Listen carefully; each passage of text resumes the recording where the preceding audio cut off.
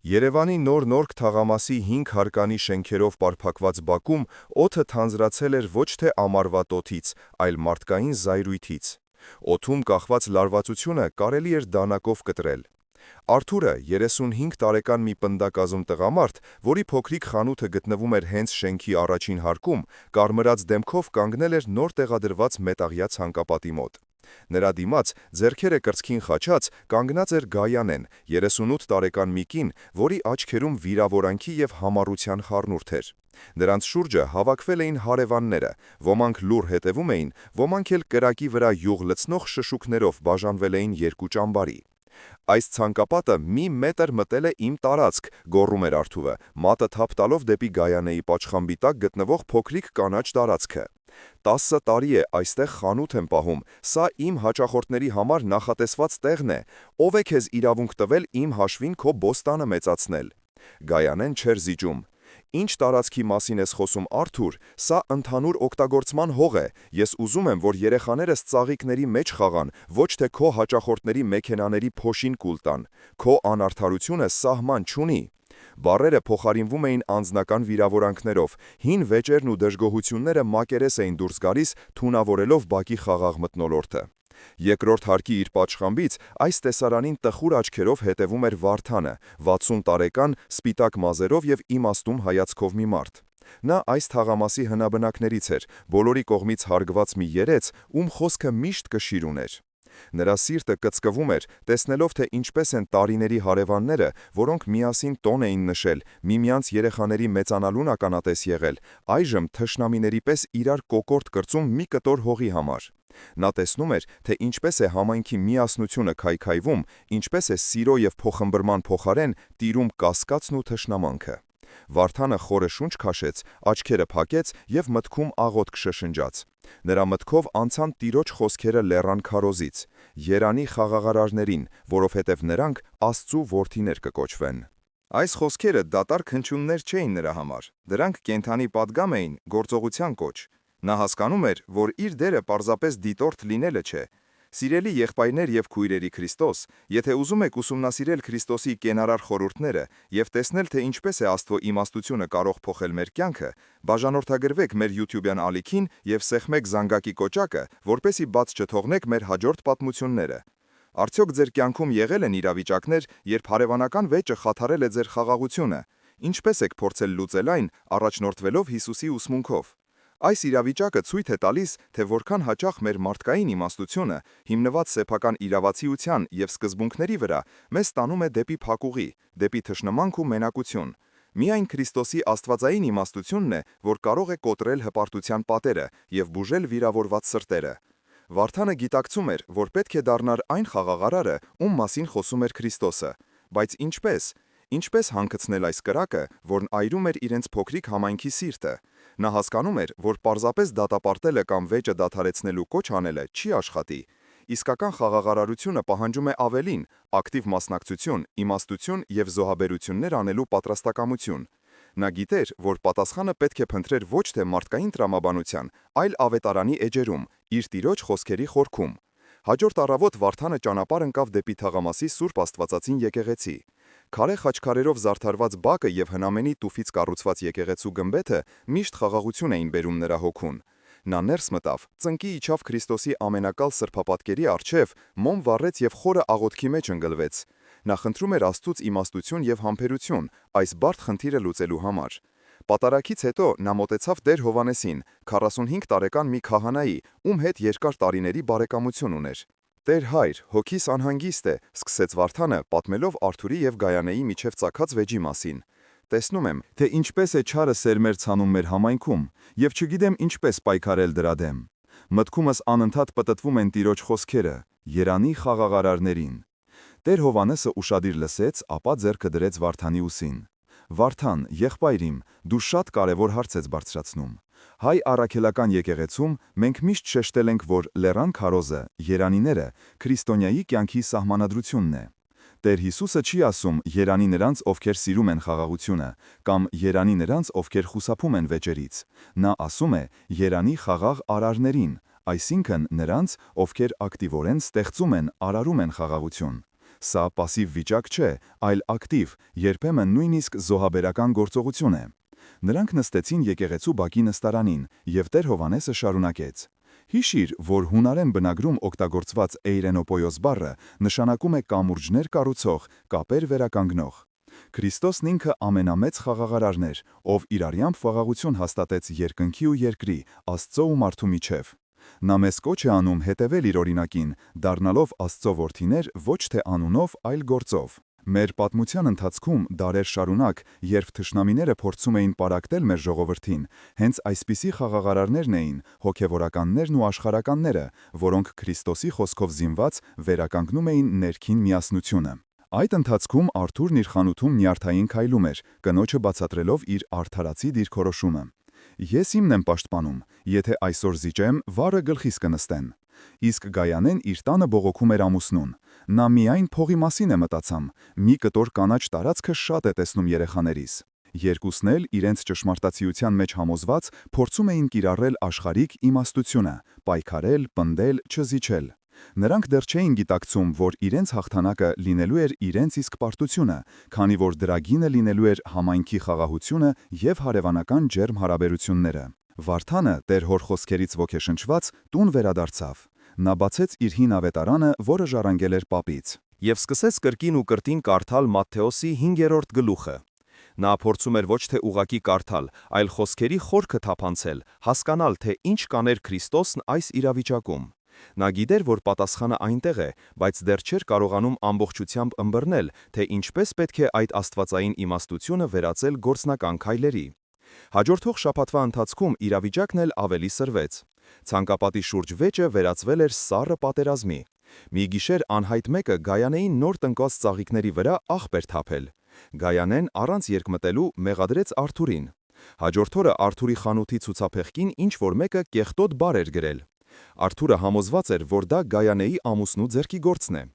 Երբեմնի աղմկոտ ու կենսուրախ բակը լռել էր, երեխաներին արգելել էին միասին խաղալ։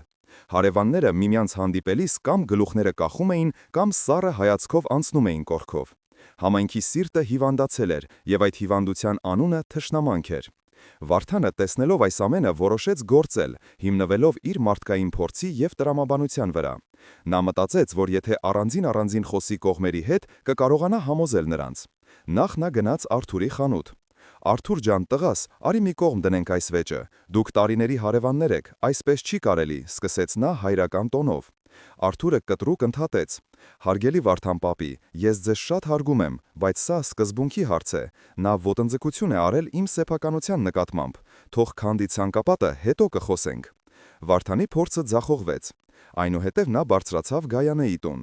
«Գայանե, աղջիկս, միթե մի քանի սանտիմետր հողն արժե այսքան թշնամանքի, խաղաղությունն ավելի թանկ է»։ Գայանեի աչքերը լցվեցին արցունքով։ «Վարդան պապի, դուք չեք հասկանում, սա հողի հարց չէ, արժանապատվության հարց է։ Նա ինձ ամբողջ թաղամասի առաջ գող անվանեց։ Ես երբեք չեմ ների նրան, քանի դեռ ներողություն չի խնդրել»։ Վարդանը հասկացավ, որ իր մարդկային ջանքերը բավարար չեն։ Երկու կողմերն էլ խրամատավորվել էին իրենց ճշմարտության մեջ և չէին ուզում լսել ոչ մի փաստարկ։ Նրանք երկուսն էլ իրենց զոհ էին զգում և մյուսին համարում էին ագրեսոր։ Հուսահատված նա կրկին այցելեց Տեր Հովհաննեսին։ «Տեր հայր, ես ձախողվեցի, իմ խոսքերը պատերին էին դիպչում, նրանց սրտերը քարացել են», տխուր ասաց նա։ Տեր Հովհաննեսը բացեց Աստվածաշունչը և ցույց տվեց Հակոբոս առաքյալի թղթի խոսքերը։ «Որտեղից են ձեր մեջ կռիվներն ու վեճերը, չէ՞ որ ձեր անդամների մեջ պատերազմող ցանկություններից։ Իմաստությունը, որ վերևից է, նախ մաքուր է, ապա խաղաղասեր, հեզ, հնազանդ, ողորմությամբ ու բարի պտուղներով լի, անկողնակալ ու առանց կեղծավորության»։ «Տեսնում ես, Վարդան», ասաց քահանան, «մարդկային իմաստությունը, որը հիմնված է սեփական եսի, սկզբունքների և արդարության զգացման վրա, հաճախ հանգեցնում է կռիվների։ Իսկ աստվածային իմաստությունը, Քրիստոսի իմաստությունը, խաղաղասեր է, հեզ և ողորմած։ Դու փորձեցիր լուծել խնդիրը դիմելով նրանց տրամաբանությանը, այժմ ժամանակն է դիմել նրանց սրտերին, Քրիստոսի խոսքի միջոցով»։ Այս խոսքերը նոր հույս արթնացրին Վարդանի մեջ։ Նա հասկացավ, որ իր մոտեցումը սխալ էր։ Նա փորձում էր լինել դատավոր, մինչդեռ պետք է լիներ բժիշկ։ Նա գիտակցեց, որ Քրիստոսի խորհուրդը պարզապես բարի խոսքեր ասելը չէ, այլ հոգևոր հասունություն պահանջող խորը գործընթաց, որի համար ինքը դեռ լիովին պատրաստ չէր։ Վարդանի հաջորդ քայլը, թեև բարի մտադրություններով էր արված, իրավիճակն էլ ավելի բարդացրեց։ Ոգեշնչված Տեր-հոր խոսքերով նա որոշեց հրապարակային կերպով հաշտեցնել կողմերին։ Մի կիրակի օր, երբ բակի բնակիչներից շատերը դրսում էին, նա կանգնեց բակի կենտրոնում և բարձր ձայնով դիմեց բոլորին, կոչ անելով Արթուրին և Գայանեին մոտենալ։ Սիրելի հարևաններ, մենք բոլորս քրիստոնյաներ ենք։ Մեր Տեր Հիսուս Քրիստոսը մեզ պատվիրել է սիրել միմյանց և ներել։ Մի դատեք, որ չդատվեք։ Արի Արթուր, արի Գայանե, եկեք այստեղ, սեղմեք իրար ձեռք և վերջ տվեք այս անիմաստ թշնամությանը։ Մի պահ լռություն տիրեց։ Բոլորի հայացքներն ուղղված էին Արթուրին և Գայանեին։ Նրանք իրենց անչափ անհարմար զգացին։ Արթուրը զգաց, որ իրեն հրապարակային ճնշման են ենթարկում, որպեսզի հրաժարվի իր արդար պահանջից։ Գայանեն զգաց, որ իր վիրավորանքը և ցավը անտեսվում են հանուն ինչ-որ վերացական խաղաղության։ Արթուրն առաջինը խախտեց լռությունը։ Նրա ձայնը սառն էր և զայրացկոտ։ «Վարդան պապի, ձեր խորհուրդների կարիքը չունեմ։ Ես չեմ պատրաստվում ձեռք սխմել մեկի հետ, ով իմ գույքի վրա աչք ունի և ինձ զրպարտում է»։ Գայանեն էլ իր հերթին պատասխանեց. «Իսկ ես չեմ հաշտվի մեկի հետ, ով ինձ վիրավորել է և իմ երեխաների խաղաղությունը խլել է»։ Ասացին ու երկուսն էլ շրջվեցին ու գնացին իրենց տները, իրենց հետևից թողնելով շփոթված հարևաններին և ամոթահար Վարդանին։ Այս միջադեպը կրակը մարելու փոխարեն ավելի բորբոքեց։ Այժմ Արթուրն ու Գայանեն ոչ միայն միմյանց վրա էին զայրացած, այլև Վարդանի վրա, իրենց անհարմար դրության մեջ դնելու համար։ Վարդանը ջախջախված էր։ Նա փորձել էր խաղաղություն արարել, բայց փոխարենը պատերազմ էր արարել։ Նա մտավ իր տուն, նստեց բազկաթոռին և գլուխը կախեց։ «Տեր Աստված, ես ամեն ինչ փչացրի», շշնջաց նա։ Նա թյուրիմացաբար էր հասկացել Քրիստոսի խորհուրդը։ Նա կարծում էր, որ խաղաղարար լինելը նշանակում է պարզապես կողմերին հաշտության կոչ անել, ստիպել նրանց ներել։ Նա չէր հասկացել, որ իսկական խաղաղարարությունը արտաքին գործողություն չէ, այլ ներքին վիճակից բխող գործընթաց։ Այն սկսվում է ոչ թե մեղադրանքից կամ պահանջից, այլ կարեկցանքից և խոնարհությունից։ Ներսում պայքար էր ընթանում։ Մի կողմից իր մարդկային հպարտությունն էր, որը վիրավորվել էր հրապարակային մերժումից։ Մյուս կողմից Քրիստոսի իմաստությունն էր, որը շշնջում էր, որ ճանապարհը սխալ է ընտրված։ Նա հասկացավ, որ չի կարելի մարդկանց ստիպել խաղաղ լինել։ Խաղաղությունը պետք է ծնվի նրանց սրտերում, իսկ դրա համար պետք է նախ բուժել այն վերքերը, որոնք առաջացրել են թշնամանքը։ Հաջորդող օրերը Վարդանն անցկացրեց խորը խորհրդածությունների և աղոթքի մեջ։ Նա խուսափում էր բակիչնելուց, ամաչելով իր անհաջողությունից։ Նա զգում էր, որ հասել է իր հոգևոր ճանապարհի փակուղուն։ Մի երեկո, երբ նստած էր իր պատշգամբում և նայում էր դատարկ լուռ բակին, նրա հիշողության մեջ արթնացավ մի պատմություն, որը պատմել էր իր պապը։ Պատմություն Գեղարդի վանքի մասին էր, թե ինչպես են վանականները դարեր շարունակ համբերությամբ քար առ քար փորել ժայռը, ստեղծելով հավատի և աղոթքի մի աննկարագրելի տաճար։ Նրանք չեն փորձել պայթեցնել կամ կոտրել ժայռը։ Նրանք համբերությամբ, սիրով և աղոթքով աշխատել են, ժայռի սիրտը վերածելով սրբավայրի։ Այս միտքը կայծակի պես խոցեց Վարդանի գիտակցությունը։ Սա շրջադարձային պահն էր։ Նա հասկացավ իր սխալը։ Արթուրի և Գայանեի սրտերը նման էին այդ ժայռին, կարծրացած վիրավորանքից և հպարտությունից։ Իսկ ինքը փորձում էր դինամիտով պայթեցնել այդ ժայռը, պահանջելով անհապաղ հաշտություն։ Նա վերջապես հասկացավ Հիսուսի խորհրդի իրական, խորը իմաստը։ Խաղաղարարը ոչ թե նա է, ով պահանջում է խաղաղություն, այլ նա, ով համբերությամբ, քար առ քար հանում է թշնամանքի պատնեշները մարդկանց սրտերից։ Նա, ով դատավորի դիրքից իջնում է ծառայի դիրքին։ Նա, ով պատրաստ է ինքը կլանել վիրավորանքի մի մասը, ցավի մի մասը, որպեսզի կողմերի համար ճանապարհ բացի դեպի միմյանց։ Նա հիշեց Քրիստոսի խոսքերը. «Ով ուզում է ձեր մեջ մեծ լինել, թող ձեզ համար սպասավոր լինի»։ Իսկական խաղաղարարությունը ոչ թե ուժի, այլ խոնարհության դրսևորում է։ Այդ գիշեր Վարդանը երկար աղոթեց։ Նա այլևս չէր խնդրում Աստծուց, որ Արթուրն ու Գայանեն փոխվեն։ Նա խնդրում էր, որ Աստված փոխի իրեն, որ իրեն տա կարեկցանքի սիրտ, լսելու ունակություն և ծառայելու պատրաստակամություն։ Նա բացեց ավետարանը և կարդաց Փիլիպեցիներին ուղղված Պողոս առաքյալի խոսքերը. «Թող ձեզնից յուրաքանչյուրը ոչ թե իրենը փնտրի, այլ ուրիշինը ևս։ Ձեր մեջ թող լինի այն նույն խոնարհ միտքը, որ Քրիստոս Հիսուսի մեջ էր»։ Այս հոգևոր ըմբռնումը ամբողջությամբ փոխեց իրավիճակի նրա ընկալումը։ Խնդիրը ցանկապատը չէր, խնդիրը մարդկանց սրտերում առաջացած վերքերն էին, և այդ վերքերը բուժելու համար պետք էր ոչ թե դատաստան, այլ սեր և ողորմություն։ Վարդանը զգաց, թե ինչպես է իր հոգուց մի ծանր բեռ ընկնում։ Նա այլևս չէր զգում իրեն անհաջողակ դատավոր, այլ զգում էր իրեն կոչված բժիշկ։ Նա հասկացել էր, որ իր առաքելությունը ոչ թե հաղթողին ու պարտվողին որոշելն է, այլ երկու տառապող հոգիների օգնելը գտնելու դեպի միմյանց տանող ճանապարհը Քրիստոսի իմաստության լույսի ներքո։ Հաջորդ օրվանից Վարդանը փոխեց իր մարտավարությունը։ Նա այլևս չէր խոսում վեճի, ցանկապատի կամ հաշտության մասին։ Նրա նոր զենքերը դարձան լուրջ ծաղայությունն ու անկեղծ ուշադրությունը։ Մի առավոտ նա տեսավ, որ Արթուրը փորձում է իր խանութի ծանր ցուցանակը միայնակ տեղադրել։ Առանց որևէ խոսք ասելու, Վարդանն իջավ բակ, մոտեցավ եւ օգնեց նրան։ Արթուրը զարմացած նայեց, բայց շնորհակալություն հայտնեց։ «Շնորհակալ եմ, Վարդան պապի», մի փոքր շփոթված ասաց նա։ «Աստված օգնական տղաս», ժպտալով պատասխանեց Վարդանն ու գնաց։ Մի քանի օր անց նա տեսավ, թե ինչպես է Գայանեի փոքրիկ տղան ընկնում եւ ծունկը վիրավորում։ Գայանեն գնումներով ծանրաբեռնված խուճապի էր մատնվել։ Վարդան անմիջապես մոտեցավ, երեխային գիրկն առավ, հանգստացրեց նրան եւ օգնեց Գայանեին տուն հասցնել ծանր պայուսակները։ «Շատ շնորհակալ եմ, Վարդան պապի, չգիտեմ ինչպես շնորհակալություն հայտնեմ», ասաց Գայանեն արցունքներն աչքերին։ «Առողջություն թոռնիկիս», պատասխանեց Վարդանը եւ հեռացավ։ Համայնքը նկատում էր այս փոփոխությունները։ Սկզբում շատերը չէին հասկանում Վարդանի պահվածքը։ Երևի հասկացավ, որ իրենից բան չի ստացվի, որոշել է չխառնվել, շշնջում էին ոմանք։ Նրանք, ովքեր սպասում էին դրամատիկ հանգուցալուծման, հիասթափված էին։ Սակայն կային նաև մարդիկ, ովքեր տեսնում էին Վարդանի գործողությունների խորը քրիստոնեական իմաստությունը։ Նրա կինը, տիկին Անահիտը, մի երեկո ասաց նրան. «Վարդան ջան, դու հիմա ավելի շատ բան ես անում, քան երբ բարձր խոսքերով հաշտության կոչ էիր անում։ Դու նրանց ցույց ես տալիս Քրիստոսի սերը գործով»։ Տեր Հովհաննեսը, լսելով այս մասին, նույնպես քաջալերեց նրան. «Դու ճիշտ ճանապարհի վրա ես, եղբայր։ Դու հողն ես փափկեցնում, որպիսի հետո խաղաղության սերմը կարողանա ծլել։ Հիշիր Տիրոջ առակը սերմնացանի մասին. քարքարոտ հողի վրա սերմը չի աճում»։ Վարդանի օրինակը սկսեց վարակիչ լինել։ Մի քանի հարևաններ, ովքեր նախկինում խուսափում էին միմյանցից, սկսեցին նորից բարևել իրար։ Թշնամանքի սառույցը սկսել էր կամաց-կամաց հալվել։ Դեռևս կային կասկածամիտներ, որոնք կարծում էին, թե այս ամենը ժամանակավոր է եւ վեճը շուտով նոր ուժով կբորբոքվի։ Սակայն Վարդանի համբերատար եւ խոնարհ ծառայությունը ստեղծում էր մի նոր մթնոլորտ, որտեղ ատելությունն այլևս իրեն այնքան հարմարավետ չէր զգում։ Նա ոչինչ չէր պահանջում, ոչինչ չէր ակնկալում։ Նա պարզապես սեր էր տալիս, հետևելով իր Տիրոջ օրինակին, ով եկել էր ոչ թե որպեսի իրեն ծառայեն, այլ որպեսի ինքը ծառայի։ Մի քանի շաբաթ անց, երբ մթնոլորտը զգալիորեն մեղմացել էր, Վարդանը զգաց, որ եկել է վճռական գործողությունների պահը։ Նա այլևս չէր հենվելու հրապարակային կոչերի կամ ճնշման վրա։ Նա որոշեց կառուցել այն կամուրջը, որի մասին խոսել էր Տեր Հովհաննեսը։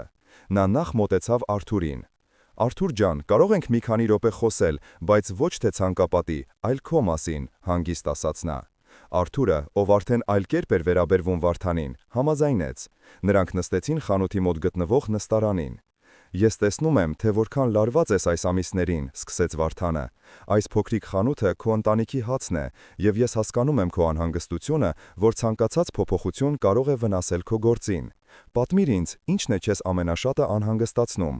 Վարդանը չմեղադրեց, չքննադատեց, նա պարզապես լսեց։ Արթուրը, զգալով անկեղծ հետաքրքրությունը, սկսեց խոսել։ Նա խոսեց ոչ թե հողի սանտիմետրերի, այլ իր վախերի, իր ֆինանսական դժվարությունների, անարդարության զգացման մասին։ Վարդանը համբերատար լսում էր, գլխով անելով։ Հաջորդ օրը նա նույն կերպ մոտեցավ Գայանեին, երբ նա երեխաների հետ բակում էր։ «Գայանե ջան, ուզում եմ ներողություն խնդրել, որ այն օրը քեզ անհարմար դրության մեջ դրեցի։ Ես չէի հասկանում քո ցավը»։ Գայանեն ապշեց այս խոսքերից։ «Ես տեսնում եմ, թե ինչքան ես անհանգստանում քո երեխաների անվտանգության եւ հանգստության համար։ Դու ուզում ես նրանց համար ստեղծել մի գեղեցիկ ու խաղաղ անկյուն։ Դա ցանկացած մոր երազանքն է»։ Գայանեի աչքերը լցվեցին։ Առաջին անգամ ինչ-որ մեկը ոչ թե դատում էր իրեն, այլ փորձում էր հասկանալ։ Նա եւս սկսեց խոսել իր վիրավորանքի, իր մենակության զգացման, իր մտահոգությունների մասին։ Երբ Վարդանը զգաց, որ երկու կողմերի սրտերն էլ փափկել են, նա առաջարկեց. «Գիտեք, Տեր Հովհաննեսն առաջարկում է, որ երեքով դու, Արթուրը եւ ես մի բաժակ սուրճ խմենք իր հետ եկեղեցու գրասենյակում։ Ոչ թե դատաստանի համար, այլ պարզապես զրուցելու, որպես նույն համայնքի անդամներ»։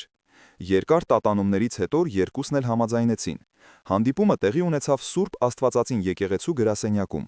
Սենյակը հանգիստ էր ու լուսավոր։ Պատերին կախված էին Էջմիածնի մայր տաճարի և խոր վիրապի նկարները, իսկ գրապահարանում շարված էին հայ եկեղեցու հայրերի, Գրիգոր Տաթևացու, Ներսես Շնոհալու աշխատությունները։ Օդում խունքի թույլ բույր էր զգացվում։ Տեր Հովհաննեսը նրանց նստեցրեց կլոր սեղանի շուրջ, խուսափելով այնպիսի դասավորությունից, որը կողմերին կդարձներ հակառակորդներ։ Սկզբում լռություն էր։ Արթուրն ու Գայանեն նայում էին իրենց առջև դրված սուրճի բաժակներին, խուսափելով միմյանց հայացքներից։ Տեր Հովհաննեսը սկսեց ոչ թե հարցաքննությամբ, այլ աղոթքով. «Տեր մեր Հիսուս Քրիստոս, դու որ ասացիր, ուր 2 կամ 3 հոգի հավաքված լինեն իմ անունով, ես այնտեղ, նրանց մեջ եմ, այսօր ներկա եղիր մեր մեջ, լուսավորիր մեր մտքերը և փափկեցրու մեր սրտերը, որպեսզի կարողանանք տեսնել ոչ թե միմյանց սխալները, այլ միմյանց մեջ քո պատկերը, ամեն»։ Այնուհետև նա դիմեց նրանց մեղմ ձայնով. «Սիրելիներ, մենք այստեղ չենք հավաքվել դատավորներ գտնելու կամ մեղավորներ նշանակելու, այդ գործը Աստծունն է։ Մենք այստեղ ենք փորձելու հասկանալ միմյանց ցավը։ Արթուր, եղբայր իմ, խնդրում եմ պատմիր ոչ թե այն մասին, թե ով ինչ արեց, այլ այն մասին, թե դու ինչ զգացիր»։ Արթուրը մի պահ տատանվեց, հետո խորը շունչ քաշեց ու սկսեց խոսել։ Նրա ձայնը սկզբում դողում էր. «Տեր հայր, ես ինձ անարկված զգացի։ Այս խանութը ես քրտինքով եմ ստեղծել, ամեն լումա հաշված է։ Երբ տեսա այդ ցանկապատը, ինձ թվաց, թե իմ աշխատանքը, իմ տեղը չեն հարգում։ Ինձ թվաց, թե ասում են, դու այստեղ ավելորդ ես։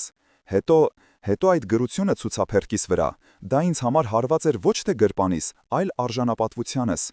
Նա խոսում էր, իսկ Գայանեն լսում էր։ Առաջին անգամ նա լսում էր ոչ թե գոռգոռացող հարևանին, այլ վիրավորված տղամարդուն։ Հետո Տեր Հովհաննեսը դիմեց Գայանեին. «Գայանե, քույր իմ, իսկ դու ինչ զգացիր»։ Գայանեի աչքերից արցունքներ գլորվեցին։ «Ես ինձ անպաշտպան զգացի։ Ես ընդամենը ուզում էի մի փոքրիկ անվտանգ տեղ իմ երեխաների համար, որտեղ նրանք կարող են խաղալ առանց մեքենաներից վախենալու։ Երբ Արթուրը սկսեց գոռալ ինձ վրա բոլորի ներկայությամբ, ես ինձ նվաստացած զգացի։ Ինձ թվաց, թե իմ մայրական հոգատարությունը ոչ ոք չի հասկանում, որ ինձ համարում են հողագարունց մի կին։ Իսկ երբ իմ ծաղիկների վրա աղբ թափեցին, իմ սիրտը կտոր-կտոր եղավ»։ Սենյակում լռություն տիրեց։ Այժմ նրանք լսել էին ոչ թե մեղադրանքներ, այլ միմյանց ցավի խոստովանությունը։ Վարդանը, ով մինչ այդ լուռ նստած էր, խոսեց. «Ես եմ մեղավոր երկուսիդ առաջ։ Ես փորձեցի ձեզ հաշտեցնել ուժով, չհասկանալով ձեր վերքերի խորությունը։ Խնդրում եմ, ներեք ինձ»։ Վարդանի խոնարհությունը վերջնականապես կոտրեց սառույցը։ Արթուրը նայեց Գայանեին, և նրա հայացքում այլևս զայրույթ չկար, այլ զղջում։ «Գայանե, ներիր ինձ իմ կոշտ խոսքերի համար, ես չպետք է քեզ վրա բղավեի»։ Գայանեն սրբեց արցունքները։ «Ես էլ եմ մեղավոր, Արթուր, ես պետք է քեզ հետ խորհրդակցեի ցանկապատը դնելուց առաջ, ներիր ինձ»։ Տեր Հովհաննեսը ժպտաց. «Տեսնում եք, թե ինչպես է ներողությունը բուժում։ Այժմ, երբ սրտերը խաղաղվել են, եկեք մտածենք ցանկապատի մասին։ Ինչպես կարող ենք այնպես անել, որ և Արթուրի հաճախորդները տեղ ունենան, և Գայանեի երեխաները անվտանգ խաղալու վայր»։ Եվ հանկարծ այն խնդիրը, որը թվում էր անլուծելի, գտավ իր պարզ լուծումը։ Արթուրն առաջարկեց ցանկապատը մի փոքր հետ տանել, բայց ոչ ամբողջությամբ քանդել, իսկ ինքը կօգնի Գայանեին ցանկապատի երկայնքով գեղեցիկ ծաղկանոց սարքել։ Գայանեն ուրախությամբ համաձայնեց։ Խաղաղությունը ոչ թե պարտադրվեց, այլ ծնվեց փոխադարձ հասկացողությունից և ներումից։ Հաջորդ շաբաթ օրը բակի բնակիչները ականատես եղան մի անհավանական տեսարանի։ Արթուրը և Գայանեի ամուսինը Տիգրանը միասին ծիծաղելով ու կատակելով տեղափոխում էին մետաղյա ցանկապատի սյուները։ Թշնամանքի տեսանելի խորհրդանիշը, ցանկապատը, վերածվում էր համագործակցության և հաշտության խորհրդանիշի։ Գայանեն նրանց համար սուրճ էր բերել, իսկ նրա երեխաները ուրախ վազվզում էին շուրջը։ Վարդանը մոտեցավ նրանց, ձեռքին մի քանի վարդի տնկի։ «Այս էլ իմ փոքրիկ նպաստը ձեր նոր ծաղկանոցին», շպտալով ասաց նա։ Արթուրը սրտանց ծիծաղեց. «Վարդան պապի, դուք ոչ թե ծաղիկներ, այլ խաղաղություն եք տնկում մեր բակում»։ Այդ պահին բոլորը հասկացան, որ Քրիստոսի իմաստությունը հաղթել է։ Հաղթել է ոչ թե ուժով կամ ճնշմամբ, այլ խոնարհությամբ, ծառայությամբ և ներումով։ Հակամարտությունը լուծվեց ոչ թե այն պատճառով, որ ինչ-որ մեկը զիջեց, այլ որովհետև երկու կողմերն էլ հասկացան, որ հարևանական սերն ու համայնքի խաղաղությունը անհամեմատ ավելի թանկ են, քան մի քանի սանտիմետր հողը։ Բակի մթնոլորտը փոխվել էր, մարդիկ նորից սկսել էին շփթալ միմյանց, երեխաները կրկին միասին էին խաղում։ Վարդանի համբերատար քրիստոնեական սիրով լի գործողությունները բերել էին իրենց պտուղները։ Նա ոչ թե պարզապես լուծել էր մի վեճ, այլ բուժել էր համայնքի վերքը։ Համայնքը ոչ թե պարզապես վերադարձել էր իր նախկին վիճակին, այլ դարձել էր ավելի ամուր, ավելի միասնական, քանի որ նրանք միասին հաղթահարել էին փորձությունը, առաջնորդվելով Քրիստոսի իմաստությամբ։ Վարդանը, ով սկզբում իրեն զգում էր անզոր երեց, այժմ իր համայնքի աչքում իսկական ակսակալ էր, իմաստուն խաղաղարար, ով ցույց տվեց, որ Քրիստոսի խորհուրդները ոչ թե գեղեցիկ խոսքեր են, այլ կյանք փոխող զորություն։ Մի քանի ամիս անց սուրբ ծննդյան տոներին բակի բնակիչները որոշեցին միասին նշել տոնը։ Արթուրն իր խանութից հյութեր ու քաղցրավենիք բերեց, Գայանեն իր թխած հայտնի գաթան։ Վարդանը կանգնած էր իր պատշգամբում և նայում էր ներքևում հավաքված ուրախ մարդկանց։ Նրա սիրտը լցված էր խաղաղությամբ և երախտագիտությամբ։ Նա հասկացել էր, որ Աստծո որդի կոչվելու երանությունը ոչ թե տիտլոս է, այլ Աստծո սիրո և խաղաղության գործիքը լինելու բերքրանք։ Նա տեսավ, թե ինչպես է Արթուրի աղջիկը ծաղիկ նվիրում Գայանեին և հասկացավ, որ խաղաղության սերմերը տվել են ամենագեղեցիկ ծիլերը՝ սիրո և միասնության տեսքով։ Սիրելի եղբայրներ և քույրեր, Վարդանի պատմությունը ցույց է տալիս, որ խաղաղարար լինելը հեշտ ճանապարհ չէ, բայց դա միակ ճանապարհն է, որը տանում է դեպի իսկական ուրախություն և համայնքային միասնություն։ Կիսվեք մեկնաբանություններում, թե ինչպես կկիրառեիք Հիսուսի այս խորհուրդը ձեր կյանքում, լինի դա ընտանիքում, աշխատավայրում, թե հարևանների հետ հարաբերություններում։ Ինչ քայլեր կարող եք անել այսօր դառնալու այն կամուրջը, որը միացնում է մարդկանց սրտերը։ Թող մեր Տեր Հիսուս Քրիստոսի խաղաղությունը, որ գերազանցում է ամեն միտք, պահպանի ձեր սրտերն ու մտքերը։